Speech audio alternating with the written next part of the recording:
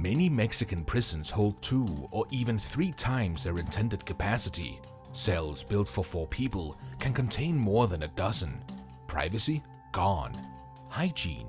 A distant luxury. And now, Mexico has opened a new one.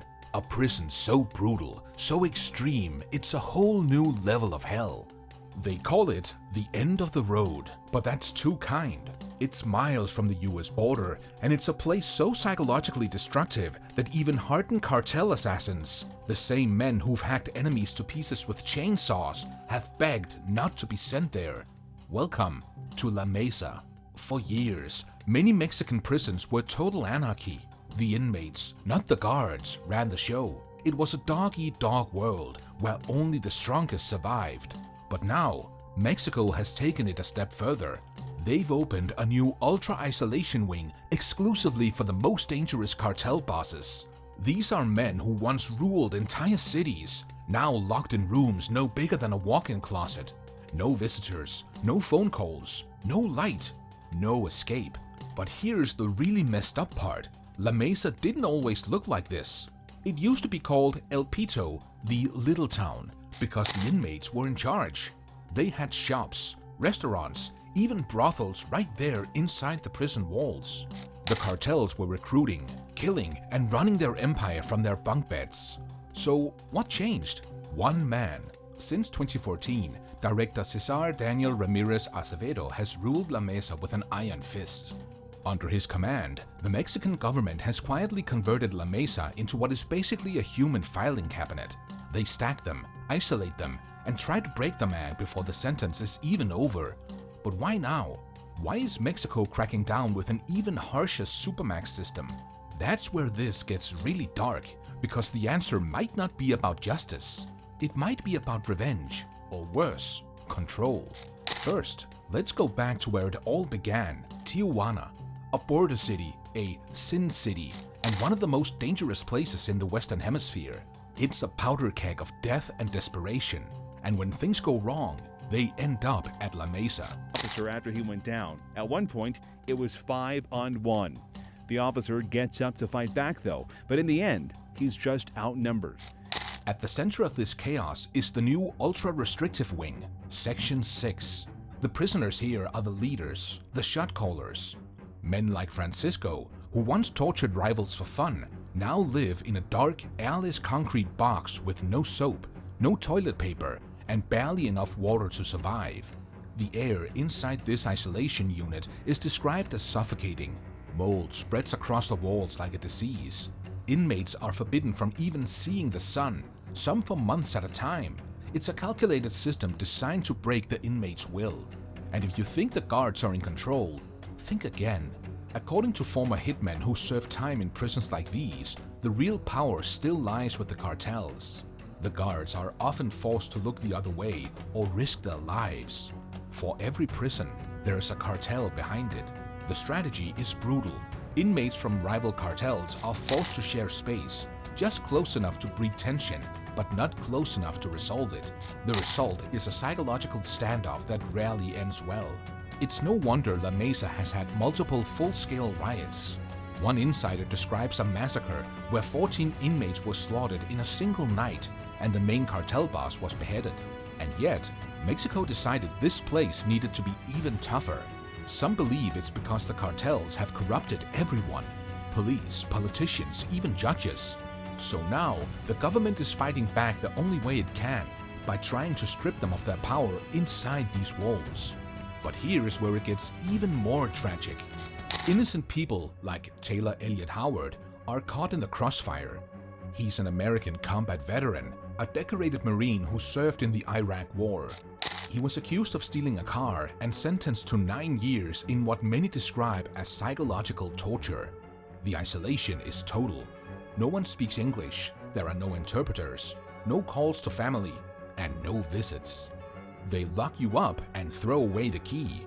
Taylor claims that 9 inmates on his tier alone have died simply from untreated illness. This raises a horrifying question. Is Mexico reforming its justice system, or is it hiding its failure behind thicker concrete walls? According to the guards, 2 hours of sun a week is a privilege.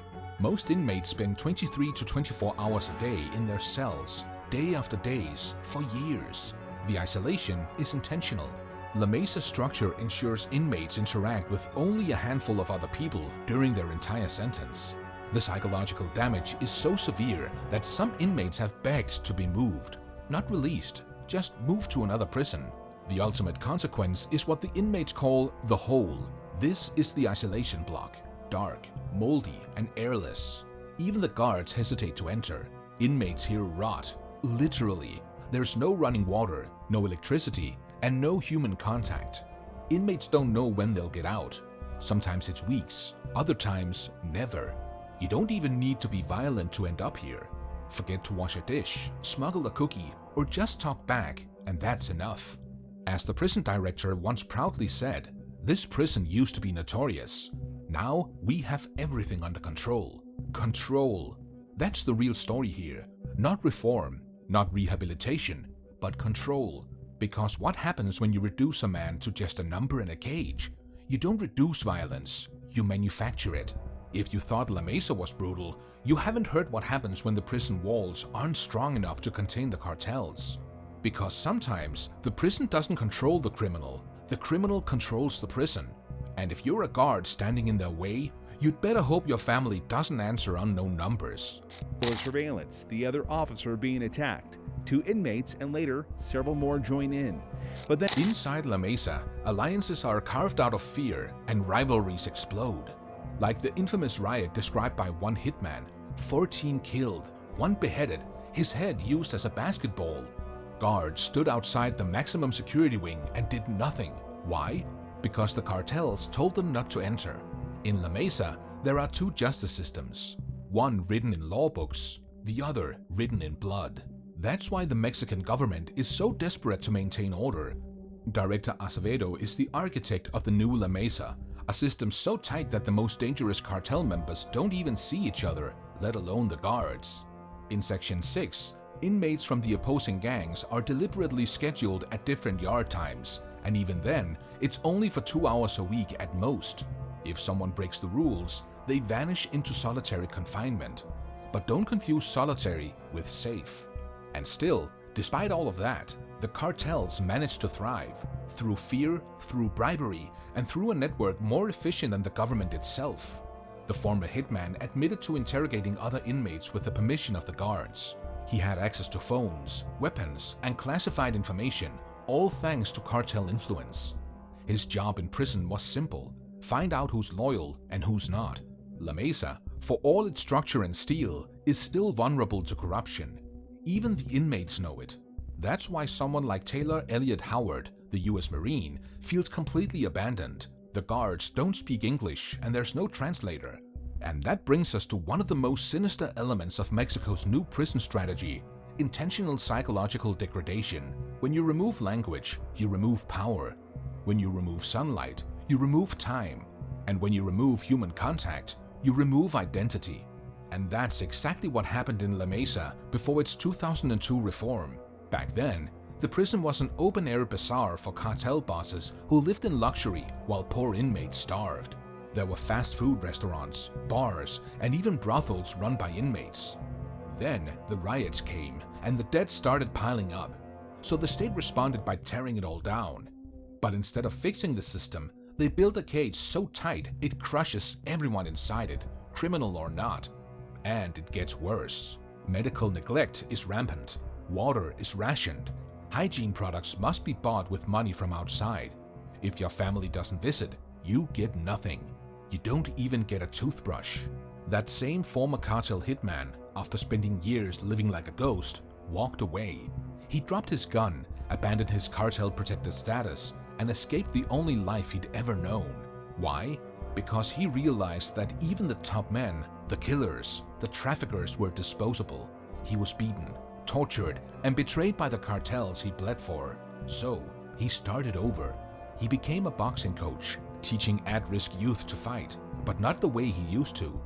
He knows what's waiting behind those prison walls. Not redemption, not forgiveness, just the slow, invisible death of everything human. So what do you think about these prisons?